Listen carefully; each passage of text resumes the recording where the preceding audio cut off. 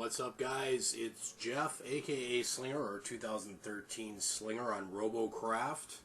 Today we're going to be building an upgraded T8 Rebel style robot. This is what it's going to look like.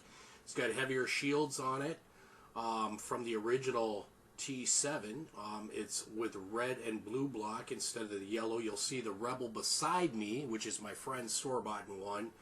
He also was changing it because there's major balance issues with the original Rebel. It tends to flip over and doesn't move around real well. So there's some changes that we made to the Rebel to make it more playable and bring it up to a T8. So that's why the sound is off right here. Me and PC Enthusiast are sitting here talking, and another player actually is in our platoon and really didn't need to be in this video.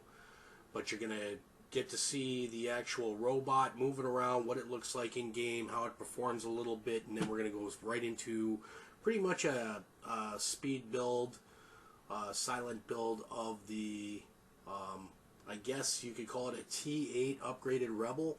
It's not actually a Rebel, because the center balance base on the bottom is much larger and deeper than the original Rebel. Which makes it a more playable hovercraft. It doesn't flip over all the time.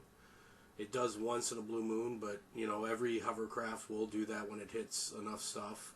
But it handles much better. You know, it's got twice as many hover blades as the original Rebel does.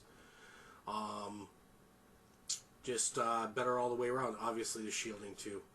All right, so here we are, right near the end of the game. I'm about to have my